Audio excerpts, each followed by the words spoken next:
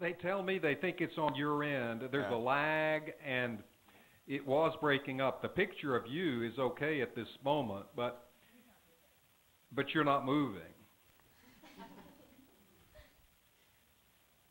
Still Say not something. moving. All right. It's taking about 5 seconds. The delay. Yeah. Uh-huh. A ver, haz tu pregunta otra vez. Okay. Money is a way to rationalize a group of individuals.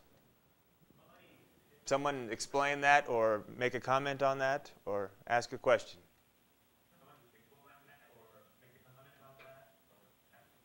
It creates identity.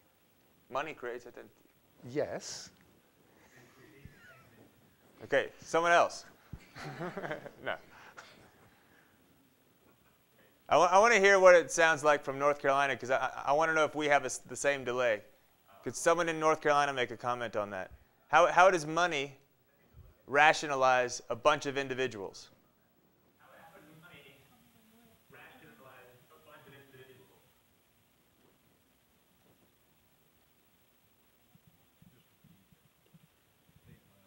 Are you asking how money rationalizes or currency rationalizes a bunch of individuals? Yes.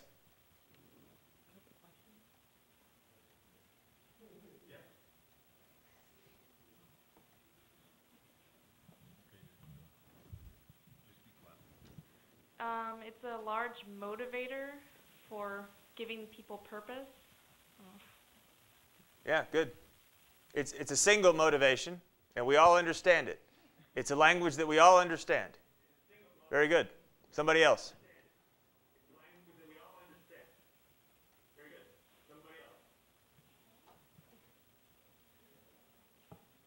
Mexico?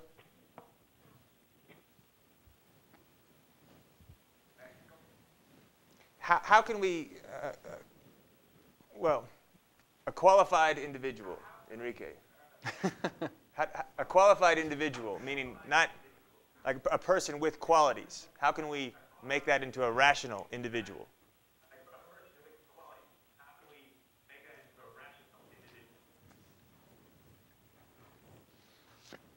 You want to stab that?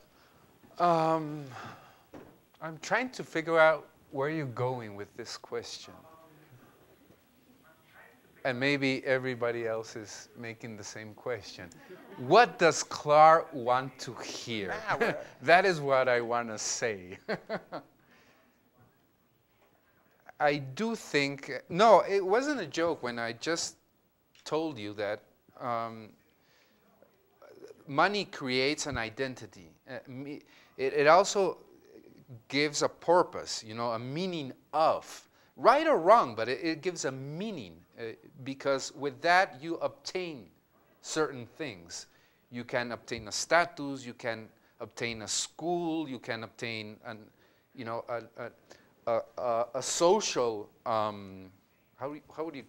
a social environment, a particular social environment. I mean, a number of tags, you know, where you can feel a part of. And that's important for a society, being part of, Sure. and it helps. Sure.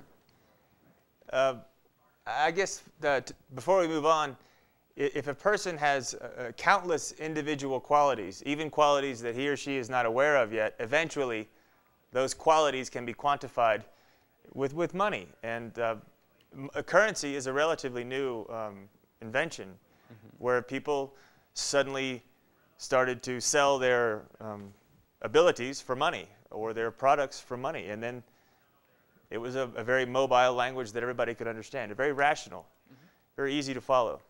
Okay. Next slide, please. Next. Okay. As I mentioned earlier, if nature can be organized through scientific laws, well, then perhaps society can be too. And the idea of the universe being a clock or the state to be a machine, well, then as members of the society, you are part of the machine, right?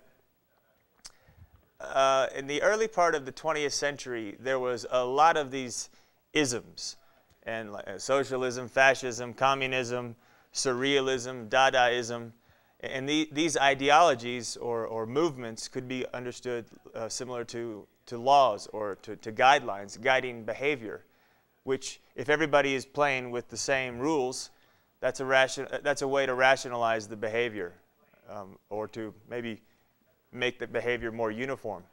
Now I have a question. I'd say before 9/11, the idea of a nation state was kind of dead. I mean, it was becoming very obscure. You know, we can travel. You and I were in Mexico, North Carolina, not a problem. But now the states are starting to kind of close, be more, I don't know, national. Yeah, there you go. Thank you. So I want you to consider the future of the state. That might be something you might want to consider working on, because the state is a modern creation, and then where is it going? How is it going to change? Is it going to stay the same? I don't know. What do you think? What is your opinion of the state? What is the state of the state? It is a noun and a pronoun. What do you think? The nation state, 2010. Can I say something? Please. I think that the state is an actor today. Great. One actor. 50 years ago, 100 years ago, it was the actor. Okay, it was a one-man play. Mm-hmm. And the state, you know, would give entrance to other actors, but when the state wanted to, you know, and when it was convenient, and when it was. But today, there are several actors that sometimes have the, you know, the leading role in the play. I don't know if they are supra-state, you know, but sometimes they can have the same intensity of dialogue and the exercise of power, you know, as a state. In economy, in ideology, I mean, I'm not only thinking on economical actors. I'm thinking on well, mass media, for example, you know, the famous fourth power of our society today. But today it's not only fourth power. There's a fifth and a sixth and the seventh, and some of them are, you know, in a very, you know, what's happening, and we're going to talk a lot about this. What's happening right now with the media industry, you know, how the big consortiums, you know, are just falling apart. And this doesn't mean that we are less informed than 10 or 15 years ago. It just means that there's other actors, you know, who are playing much more important roles, and that they are not the traditional actors controlled and sometimes manipulated by the state. You know, here's one example. What are these guys doing with reality right now? With business, you know, with putting books for free, changing, about to, you know, deliver on a smartphone, you know, where you can make phone calls for free worldwide, you know. I mean, where's all this going, you know? So I think right now the state is one more, you know, of several actors, you know, that are right now playing important roles defining our societies, I think. All right. Let's go back to the slide, please.